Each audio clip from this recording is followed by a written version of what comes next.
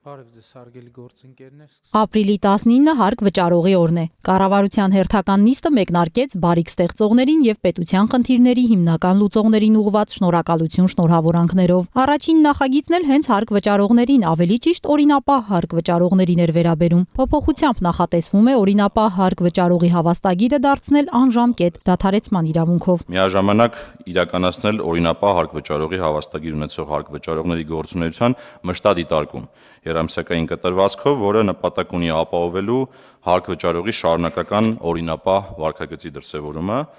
եւ առանց 12 ամիսը մեկ անգամ նոր դիմում ներկայացնելու։ Մյուսը մեր համալիր հարկային ստուգումների պլանավորման ընթացքում օրինապահ հարկ վճարողի հավաստագիր ունեցող հարկ վճարողների դեպքում ռիսկայնությունը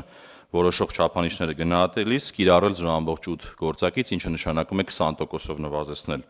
ռիսկերը, ինչը նվազեցնելու է համալիր ստուգումների հաճախականությունը նմանեն հավաստագիր ունեցողների մոտ։ Երրորդը այդ հավաստագիր ունեցող հարկ վճարողների մասով հարկ վճարողների սպասարկման գործառույթի անհատական իրականացման հնարավորության ներդրում։ Վարչապետն ընդգծեց 2017-ի համեմատ Հայաստանի Հանրապետության բյուջեի հարկային եկամուտները 130%-ով աճ են արձանագրել։ Հենց այդ գումարներով են ի կատարածվում պետական ծրագրերը։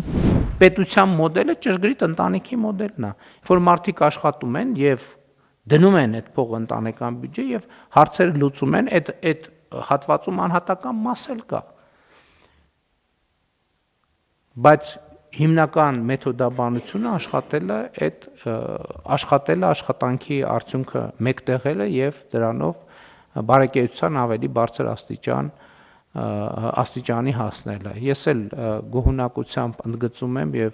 շնորհավորում եմ եւ շնորհակալություն եմ հայտնում Հայաստանում աշխատող արդյունք ստեղծող բոլոր քաղաքացիներին եւ ոչ քաղաքացիներին։ Բարեխիղճ հարկ վճարողների նկատմամբ կառավարությունը առանձնահատուկ վերաբերմունք կդրսևորի։ Նրանք ընդգրկված կլինեն վարկանիշավորման ցուցակներում։ Գյուղատնտեսական ամենաակտիվ ժամանակահատվածում պարարտանյութերի համաշխարհային շուկայում գնաճ է արձանագրվել։ Հետևանքները մեր երկրում մեղմելու համար էկոնոմիկայի նախարարությունը աջակցության նախագիծ ներկայացրեց։ Առաջարկում ենք մատակարարների կողմից շահառուներին վաճառվող պարարտանյութի վաճառքի գինը սուբսիդավորել ամեն պարկի, այս դեպքում 50 կիլոգրամի համար մեկ վաճառքի գնի եւ 8000 դրամի տարբերության չափով, բայց ոչ ավել, քան 50 կիլոգրամի մեկ պարկի համար 3000 դրամը։ Օրինակ, եթե 10500 դրամ է գինը 50 կիլոգրամանոց քաշով մեկ պարկ ազոտական պարարտանյութին, ապա կառավարությունը կսուբսիդավորի 2500 դրամ, 10500 հանենք 8000, 2500։ Եթե 11500 լինի, տարբերությունը չնայած 3500 է, կսուբսիդավորենք 3000 դրամի չափով։ Մեկ շահառուն կարող է ձեռք բերել առավելագույնը 30 հեկտարի համար նախատեսված պարարտանյութ։ Էկոնոմիկայի նախարարությունը նախապես նշել է նաև 1 հեկտարի համար անհրաժեշտ նյութի չափը։ Օրինակ ազոտական պարարտանյութի դեպքում մոտավորապես 1 հեկտարի համար 500 կիլոգրամ է պետք, ֆոսֆորականի ու կալիումականի դեպքում 400 կիլոգրամ է պետք, եւ եթե օրինակ քաղաքացին ունի 40 հեկտար, իրեն 30 հեկտարի չափով կաջակցենք, այն մյուս 10 հեկտարը արդեն առանց սուբսիդավորված կլինի։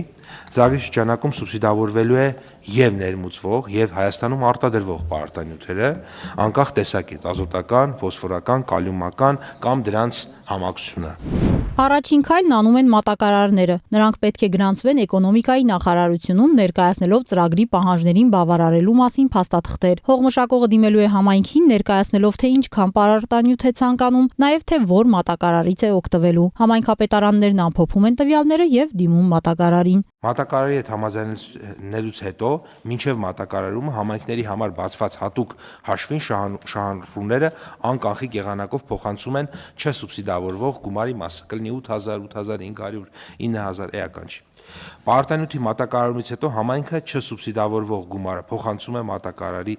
հաշվեհամարին, իսկ սուբսիդավորման գումարը փոխանցելու համար համայնքը անհրաժեշտ փաստաթղթեր ներկայացնում է կառավարություն, այս դեպքում էկոնոմիկայի նախարարություն, եւ որի հիման վրա էլ մենք արդեն գումարը մնացած մասը փոխանցում ենք մատակարարին։